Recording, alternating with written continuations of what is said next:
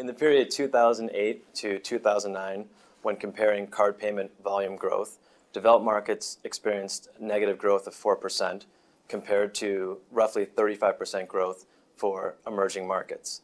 The robust growth experienced by emerging markets is due in large part to China. If you were to remove China from the equation, emerging markets have experienced growth of roughly 4% over that time period. The robust growth in China speaks to the success of China UnionPay and also of the success of the market overall.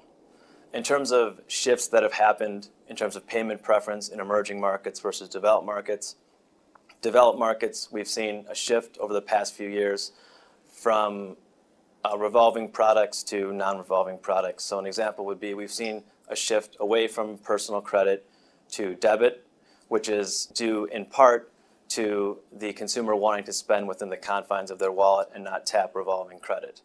Emerging markets, for example, we've seen robust growth in both personal credit and debit, with debit outpacing personal credit. Part of that is due to the introduction of new users. So as the unbanked population is brought into the financial services fold, the initial product that they may come in contact with is the debit card. So in terms of drivers for emerging markets, these are things that have not only driven the market over the past few years, but I think will continue to drive the market going forward. There's travel. This is not only air departures, whereas someone may be more likely to purchase an airline ticket using a credit card, but also tourism. So in various markets, we've seen infrastructure build out due to the nations, or Africa is a good example, wanting to accommodate tourists and their payment preference. Youth is another example of a driver, as well as modern retail format. In markets such as Nigeria and the Middle East, the introduction of shopping malls increases not only merchant acceptance, but it catalyzes an all-day shopping experience. Another example would be urbanization. So as people move into the city, they're not only exposed to marketing and customer acquisition efforts of issuers, but they may also be exposed to financial cards for the first time.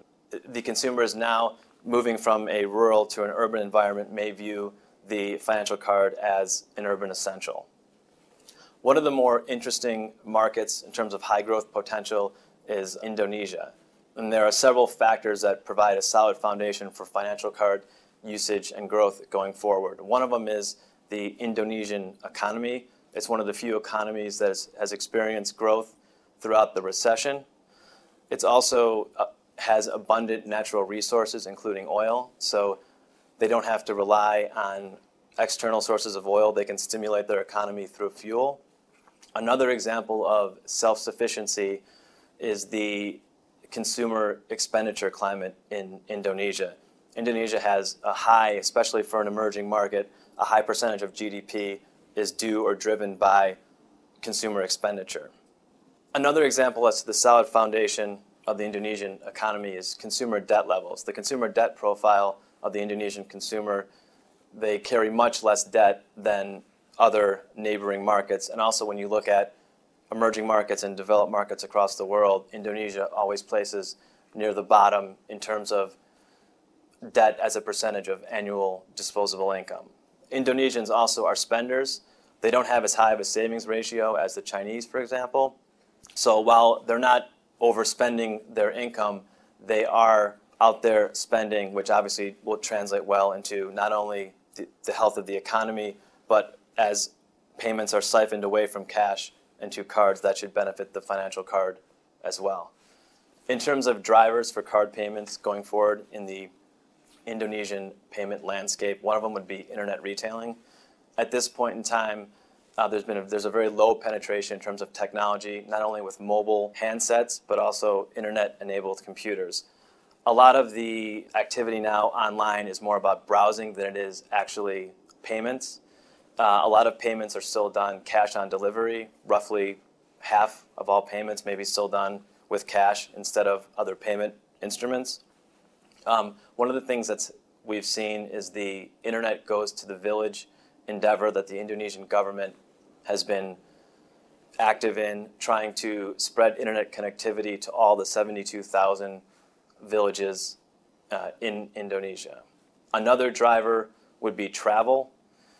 There's various low-cost carriers such as Asia Air and Batavia Air, Lion Air. There's been a lot of competition in the space, which is lowering the price point for airline tickets. This is making airline travel more affordable for Indonesians. And as Indonesians tend to buy more airline tickets, there's the movement more toward online purchasing and also using a credit card to make the purchases. Another driver going forward would be demographics. Indonesia has very much of a sweet spot in terms of their youth population. Almost half of the population is under 30 years old. You compare that to China, where roughly 38% of the population is under 30 years old. That's a big driver going forward, as the younger population may be more tech savvy, more into mobile phones, more into e-commerce, which will drive plastic spend, and also more likely to be interested in perhaps a plastic product, be it a debit card or a credit card.